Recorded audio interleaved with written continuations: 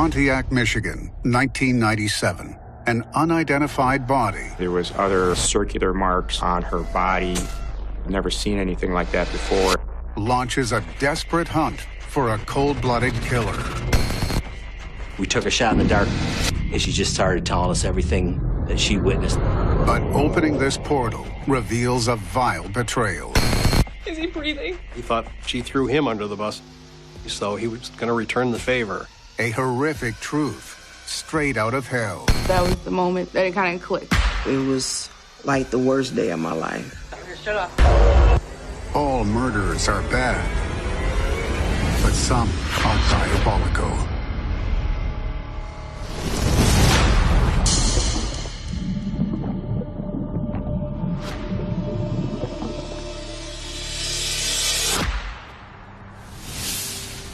A once thriving center of a lucrative auto industry.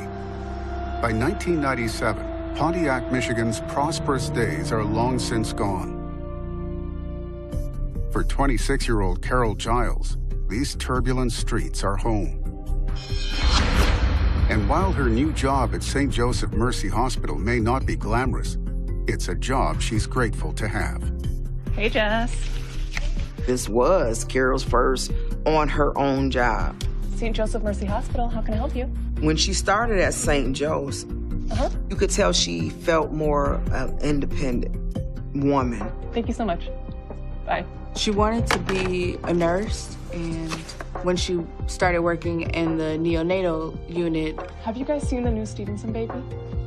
So cute. She loved babies, and she just loved that environment. Carol's new job at St. Joseph's also comes with an unexpected perk. I'm just gonna go check on a patient. Be right back. At the hospital, Carol meets Tim Collier. He's young, he's good-looking, he's in good shape. He takes a liking to Carol. The single, charming 28-year-old Tim Collier is new in town. And his bold advances hit his target like a bolt of lightning. He originally came from California and had some family in Flint, Michigan that he spent time with. And then he obtains a job working in the hospital in Pontiac, where Carol Giles is also employed. He came up there on the floor, they would talk. It was innocent for a while, then it turned into a little bit more. He was that aggressive, I'll do whatever, bad boy. And I think that's what got her into Tim, because she wanted that bad boy. These guys became more involved with each other. He started to plant the seed in Carol's mind that their life could grow together, they could be in love, they could get on with their life, enjoy life. There's just one small problem standing in their way. He wants to have a relationship, live with her, but obviously can't if she's married. Carol's steamy affair is a betrayal of the man she publicly vowed to love and cherish. 41-year-old Jesse Giles. My mom, she went through some hardships, had issues with her home life. Need a hug? Yeah, I missed you. You missed me. When she met my father, things got better for her. They moved in together, and he took care of her and made sure that she was able to do the things that she wanted to do. Hey, kids, Daddy's home. Come show him your artwork. My dad was like the leader of the family. When you came in his presence, There they are. What's up, guys? I don't care what you went through in that day, he's gonna make you smile. I love my family. He was just good to everybody. He was a very good provider. Ooh, you got talent. Since the day they met, there's no one he's taken better care of than his wife, Carol. Carol was one of those people who could talk to him and it'll make him laugh because she's like snapping back at him when he says something smart. So I think their attitudes just clicked with each other. They were two peas in a pot, as people say. And with my dad, Jesse, she actually turned into this young lady who felt like she was home and with a family that cared. You could tell the big difference from when I first met her She was a more open person. She felt more comfortable to be who she really was inside. Carol becomes a second mother to Jesse's 2 teenage children. And before long, the couple have 2 more kids of their own. She was a good mother. With me as her stepdaughter, she made it clear, you're part of my life and you're my kids. I loved her to death. She was always there for me. She did everything that a mother should do. We were spoiled, honestly. We got everything that we wanted. With Jesse, Carol also has everything she could ask for, until his health takes a precipitous decline. His diabetes was getting really bad. We had a couple scares to where we thought we were gonna lose him. And then my father had a stroke. He just kind of went limp and we didn't know what was going on. After that, it's a lot he couldn't do like he used to.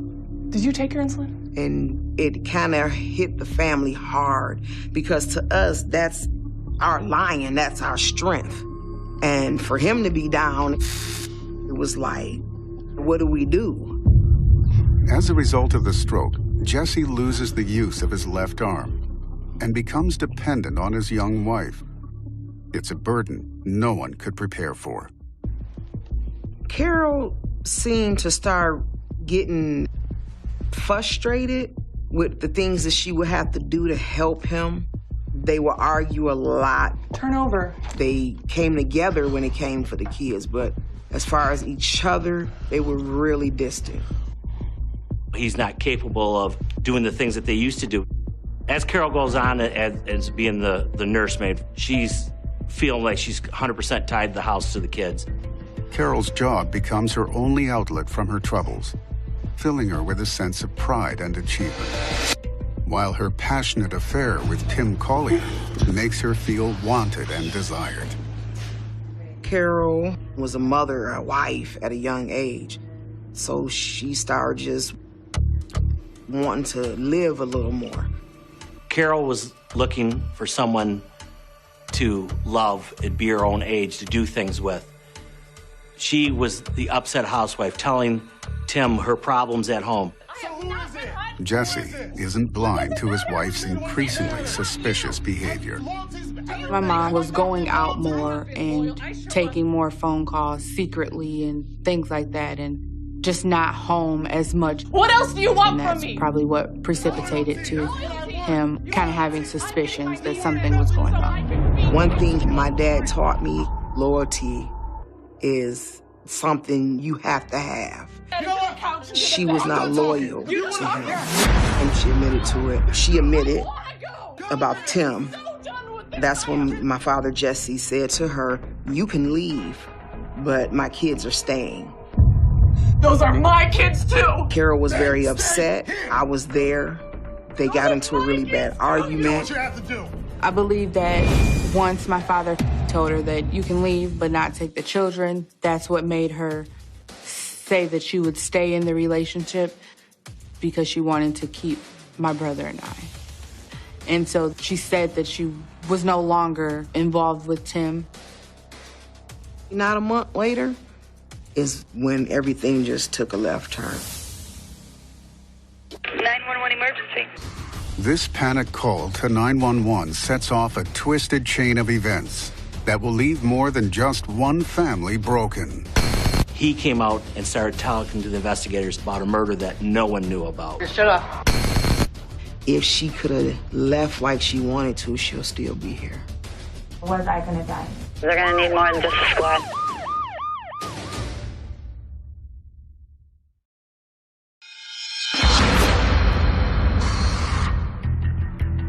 On September 28, 1997, the West Bloomfield Township Police Department receives a panic call from 26-year-old Carol Giles. Yes, there's something wrong with my husband. Is he breathing? So around 2 o'clock, Carol comes back from her shopping trip. She sees Jesse's on the floor. She calls 911. There's a face lost in these vehicles. Okay, do you want to start CPR? 911 walks her through CPR instructions. Oh, thank God. At that time, the first EMS and police officers arrived. Is he breathing? No. When they got there, he was cold to the touch and had been deceased for a period of time, and CPR was discontinued. My brother and I were both gone with family members. We pull up to my house, and there's an ambulance, there's police. My mom's crying. Jesse, wake up. And they're just like, your dad's gone. And it didn't click at that moment. I didn't understand. Help me move him. So I go in the house, and they had the door open to my dad's bedroom, and all I saw was just my dad on the floor, and he was gone. And so that was the moment that that it kind of clicked, like, okay, you know, my dad's gone. And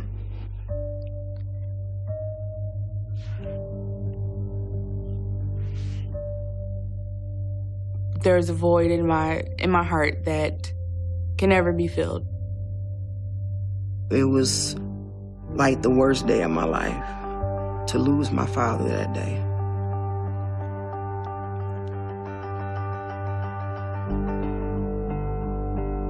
That was my dad.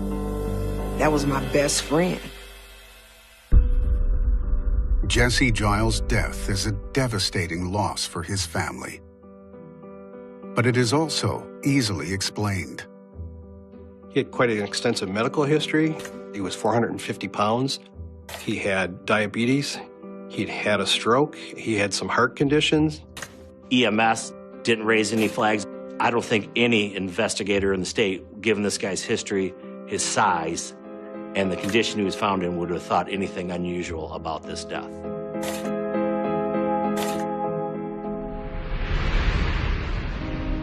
The first thing I screamed out is, someone did something. And I felt that from the beginning, that somebody did something to my dad.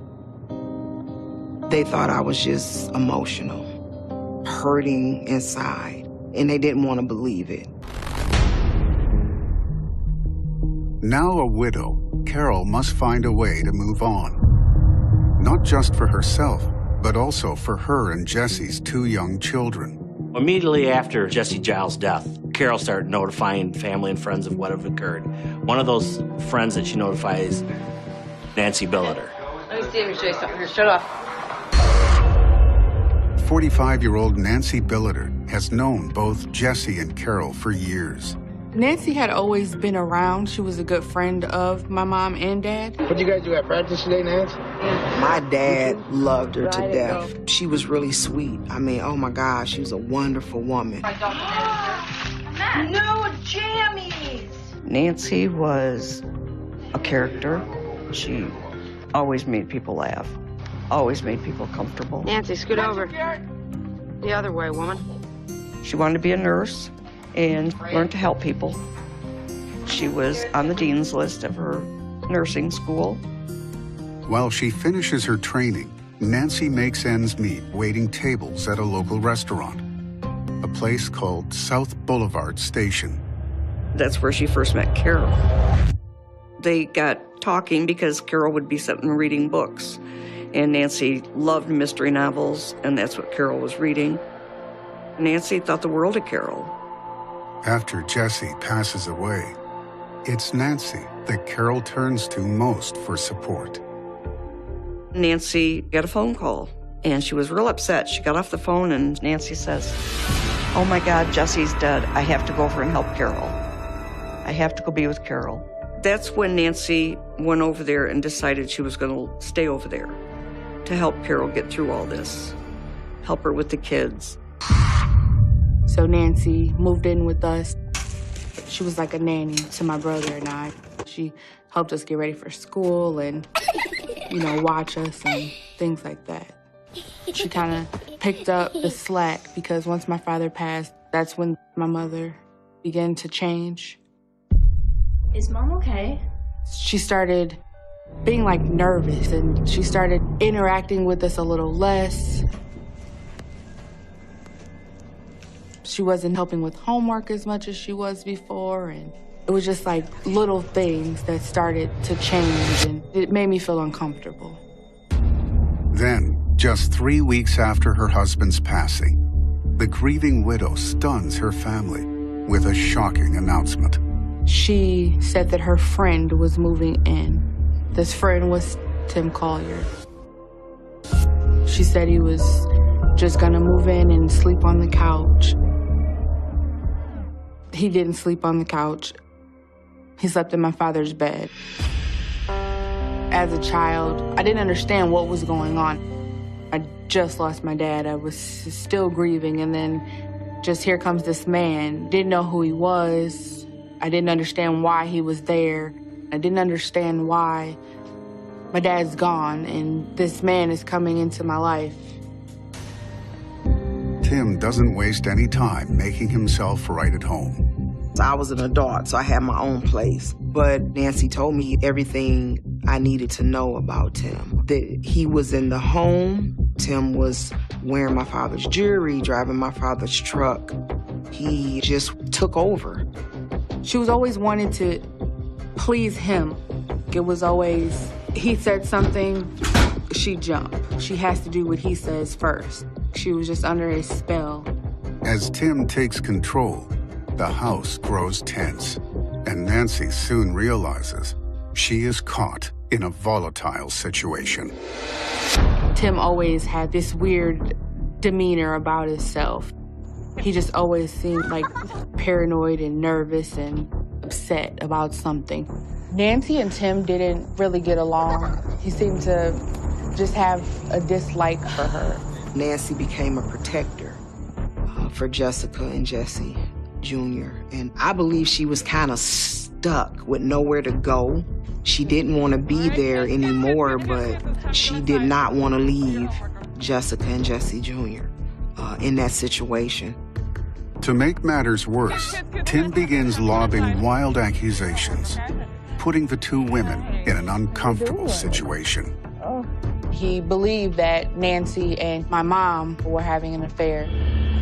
I think it was more of the jealousy, Carol and Nancy. They were clinging to each other, and he wasn't getting that attention from both of them that he wanted. Have you had a chance to think about what we talked about? In Tim's jealous mind, there's only one way to resolve the situation. All of a sudden, there was pressure from Tim for those three to have a threesome. Nancy was scared of Tim, so she immediately said no. I was really not comfortable with that. Tim got angry because in his mind, you don't tell me no, you do what I say. Nancy wouldn't do that. She just kept saying no, and that really made Tim mad. 1 month after Tim moves in, he decides to take Carol to meet his family in California. In the midst of their vacation, they receive an upsetting call from Nancy. Nancy calls one day and tells them that someone broke in, stole the VCR and a TV. Tim starts to question it, knowing that it's plausible that maybe Nancy had actually needed the money for something and had stolen the items herself. The next day, Tim and Carol cut their vacation short. And their unexpected arrival home in Michigan catches Nancy off guard.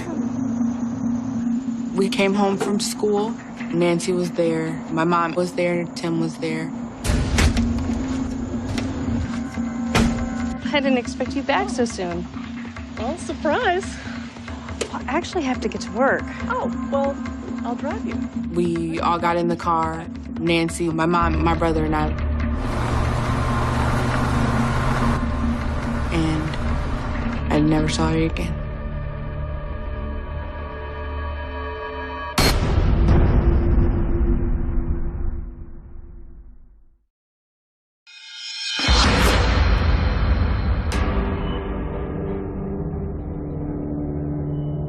November 1997. On a snow-covered access road alongside the banks of the Flint River, unsuspecting fishermen make a terrifying discovery. The 911 call said that some fishermen had found what they thought was a body. They saw a foot coming out of a wrapped-up blanket.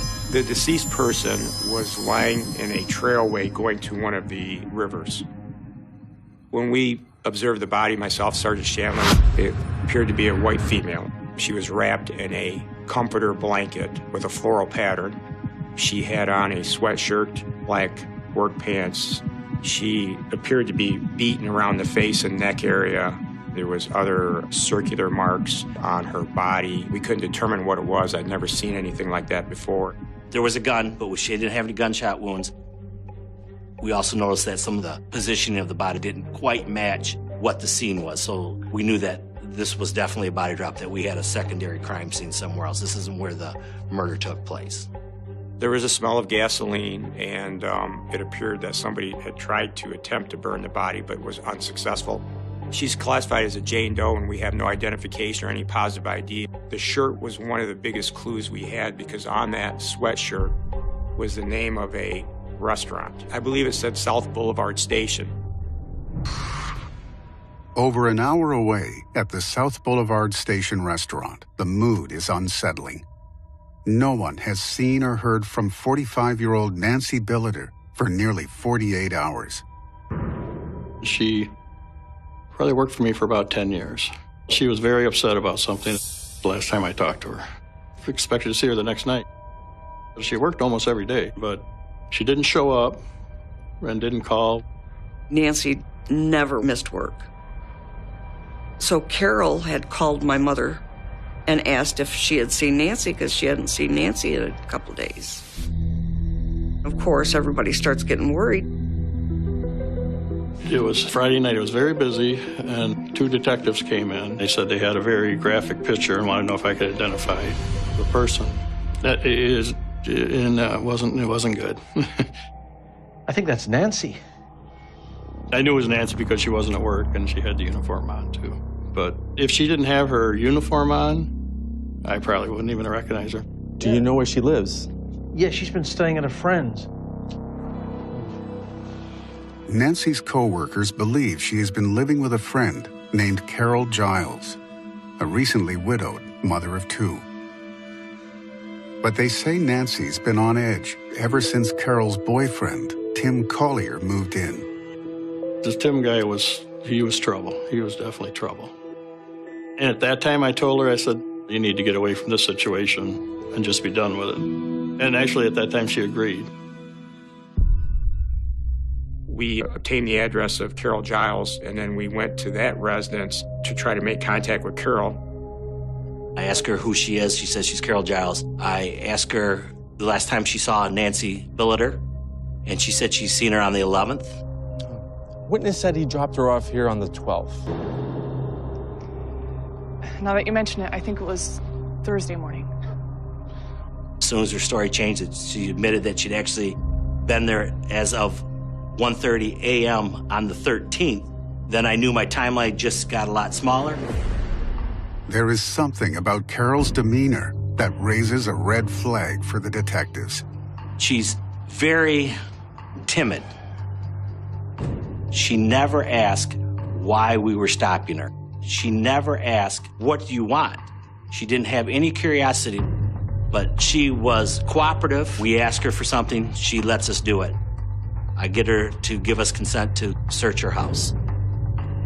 As Detective Shanlon keeps Carol occupied, Sergeant Chuck Melke searches for signs of foul play. And doing a quick cursory search through the house, downstairs, I had found all these syringes around and some other items. But the biggest one was the floral sheet that matched what the deceased was wrapped in that we found in Flint, just a few hours ago. It was a dead giveaway. Back outside, every word Carol utters is being carefully examined. She was playing coy with Sergeant Shanlon, and I really don't know what happened. I don't know where she's at. Listen. After telling Kevin what I found, I saw her shoulders kind of shrug down and maybe an exhale of a breath. Carol, would you mind taking a ride with us? Okay. In my mind, the gig was up. One of the detectives called me because they needed someone to pick the kids up. Then he proceeded to tell me about Nancy. To find out she was dead, it was like another blow. First my dad and then a real good friend of his that stayed in the same home. Like, what's going on here? Like, come on, somebody give me answers. There is just one woman who has those answers. And what she has to reveal will stun investigators and prove evil comes in all sizes. I told him what Tim did, but I didn't tell him what I did.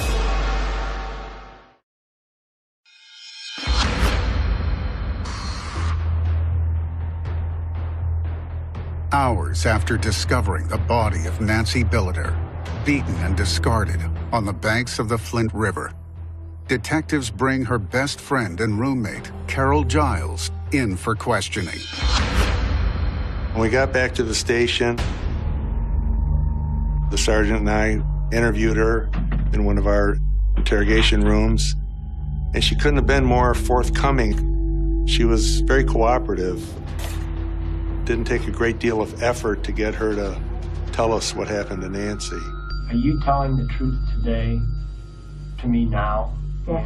As we continued to talk, Carol basically broke down. Tim, he kept telling me that we're in this together. And, I was scared. She just started telling us everything that she witnessed that her boyfriend, Tim, had done. The more I went over it in my mind, the worse and worse I felt. I didn't want Nancy to die.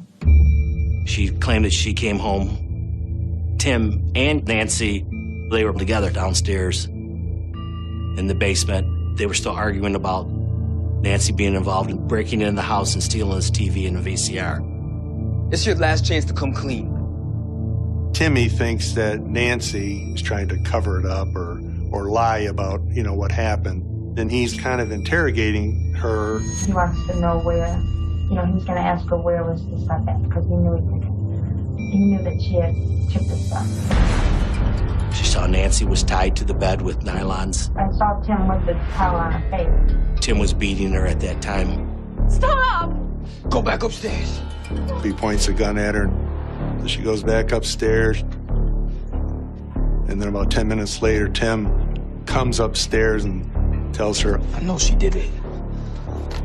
And Carol thinks at this time that Nancy's probably dead. I was more worried about was I going to die?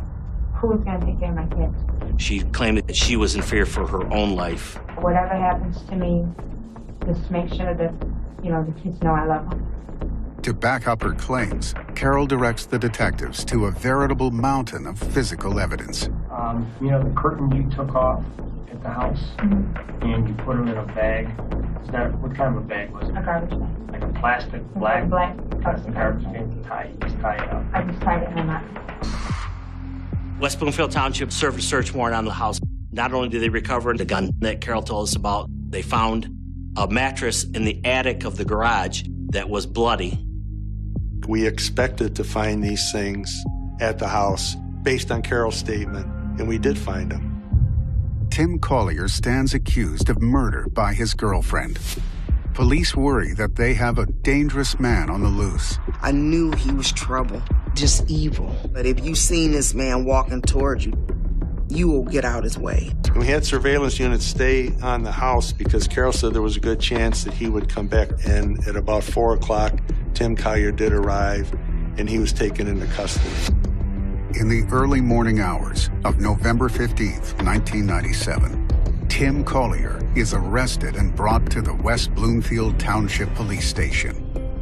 There, he is led into an interrogation room of his own. I went in to interview him, and he really didn't have a whole lot to say. I basically told him what Carol Giles had told us, and I had her 9-page statement in front of me, and he just had very little reaction to it at all. 9 pages. He was hardcore. He wasn't giving up anything. He was denying everything. I asked him point blank, did you kill Nancy Billiter? And he said, why would I kill her? And I thought, geez, he did it. He didn't show any outrage that he was being accused of this. I asked him, why would your girlfriend put all this on you? And he said, I'd like to hear her say that in court. That's how confident he was, because he had instructed her, like, you know, as long as we don't say anything, we're good. They have nothing they can use against us. Tim Collier behaves like a man who thinks he's untouchable. So investigators turn their attentions back towards their prime witness, Carol. That night, a decision was made to take Carol to a women's shelter because we believe that she was a victim of long-term domestic abuse and that she actually had been threatened during the incident when Nancy was killed. We did make a point to bring her over to where he was locked up. Hey, baby. How you doing?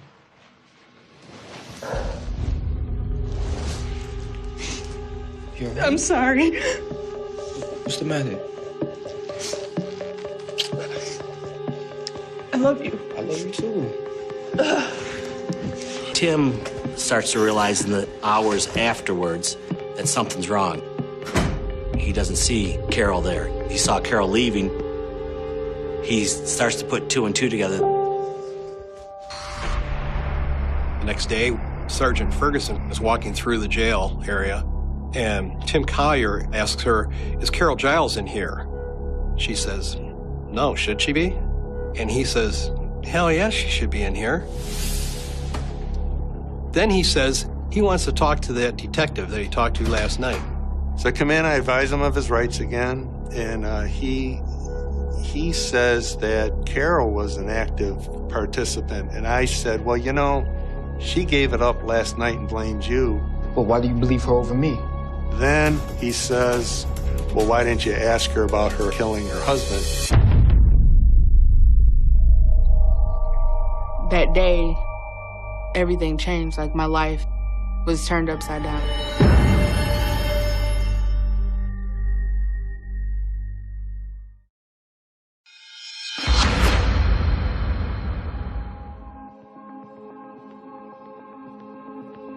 The night Carol Giles tells police her boyfriend, Tim Collier, murdered her best friend, Nancy Billiter, I saw Tim with the towel on her face. they believe she is telling the truth. But once Tim decides to start talking, his story turns the whole case upside down.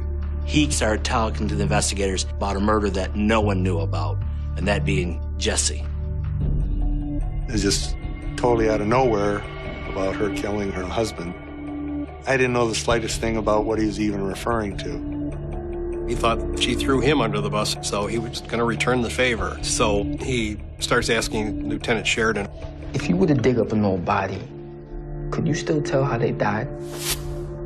But then he proceeded to tell us that, 2 months earlier, Carol had asked Tim, I have a friend that wants to get rid of her husband but wants to make it look like he died of natural causes.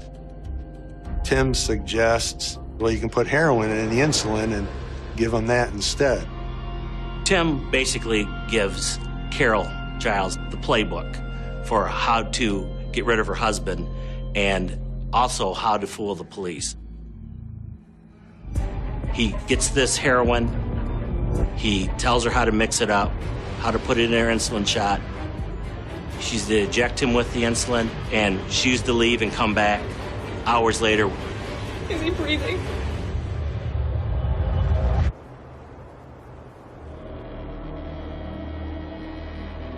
Jesse was Carol's support. He was the money. Divorce wasn't the option. She would lose everything, the nicer house, the nice cars, the money. She didn't want that to all to end with a divorce. Tim's story stuns investigators. I didn't really see that in her when I, spent that first night with her, that she would be capable of doing something like that. Tim's claims need to be corroborated. And the first thing investigators need to prove is that Jesse Giles' death was in fact a murder. I got a call from the detectives. I felt it in my soul, my heart, when that phone rung. I knew justice was coming. And he said, Miss Rhymes, we need your permission to dig your father up to do an autopsy. And I told the detective, do what you have to do and please let me know right away. I wanted justice for my dad. On November 25th, 1997, Jesse Giles was exhumed from his gravesite and his remains were taken to the Oakland County Medical Examiner. The testing confirmed Jesse Giles had been injected with heroin. She put the heroin in the syringe, put it into his body, and it basically caused a heart attack. And my dad actually died slow. He laid there by himself, dying. Carol Giles goes from battered witness to cold-blooded killer. After the arrest is when I found out that Nancy was murdered because the news was on. And then my mom and Tim's picture popped up. I was confused. I didn't understand what was going on or, why my mom would murder Nancy because I was her friend. Once it was said that my father was murdered, there was just more confusion in the family. How could Carol do this? Why would you do that? It was really hard on everyone, knowing that it wasn't just a heart attack, he was murdered. Confronted with the results of Jesse's autopsy, Carol begins telling police a very different story. Carol makes some admissions that she actually did participate in the killing of Nancy Billiter. And at that point, she just drops her head into her hands and begins crying and says, I can't believe I killed Jesse. And Carol's admission explains the real reason Nancy Billiter had to be killed. So early November of 1997, Tim had taken another trip out to California to see his mother. During that time, Tim and Carol have a telephone conversation. Tim's calling Carol at home, and the bedroom door to Carol's room wasn't shut. At one point in the conversation, Carol says to Tim Collier on the phone, I'm the one who killed Jesse. Wait. The thought then became that Nancy had overheard that conversation. Tim grows obsessed over what Nancy might have heard and who she might tell. I know Nancy, and Nancy would have confronted them. She would have said, what did you do? I can guarantee if Nancy knew something, she would have gone right to the police. But there's not a 1% chance that she would have kept that a secret. Whether Nancy actually overheard them or not, the twisted lovers concoct a plan to tie up the loose end. They had planned this down to the T. And the minute she walked in the house, that was the end of Nancy's life. The real reason they were interrogating Nancy was to find out if she had overheard Carol and Tim talking about Jesse's death 2 months before. They proceeded to terrorize her to get her to admit what she heard and who she told. Shut up! Tim Collier had Carol inject Nancy with the battery acid to elicit a confession. And no matter what Nancy said, it didn't matter. The plan was already set that at the end of it, she was going to be dead. Her last hours were painful. The official cause of death for Nancy Billiter was asphyxia. She choked on her own blood. The next morning, Carol and Tim wait until the children leave for school. Then they dispose of the evidence, including Nancy's body. Tim Collier and Carol Giles are both charged with the first-degree murders of Jesse Giles and Nancy Billiter. And when Carol goes to trial, she discards the last of her deceptions as her children watch from the gallery. Carol Giles actually took the stand and confessed to everything that occurred with the killing of her husband, Jesse. At that point, once she confesses and says that she did do it. I just wanted to know why. I didn't understand why, because in my mind, you took my dad from me, and then now you're gone. Hearing Carol confess to murdering my father and no more excuses that she was given, I was angry. I just didn't know what to do. I felt betrayed. I felt like my best friend just stabbed me in the heart. Carol's confession under oath seals their fate. She and Tim Collier are both convicted on 2 counts each of first-degree murder. They received double life sentences with no chance of parole. I miss growing up with her, growing old with her. I miss the camaraderie we had. It was always fun.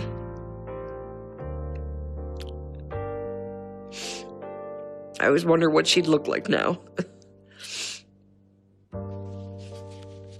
But I know she'd be a funny old lady.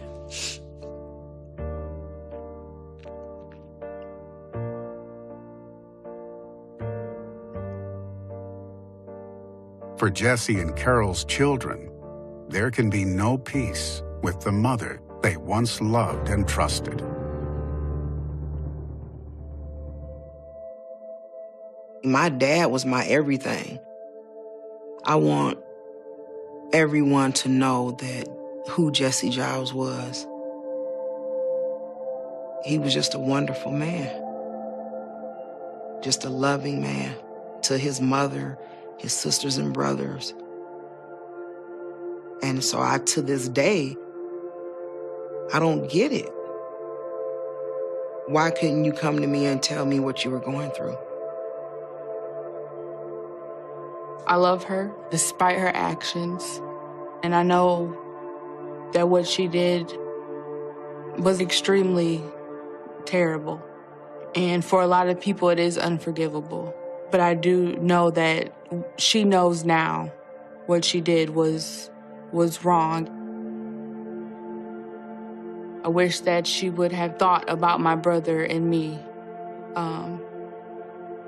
and how everything would affect us before she did what she did.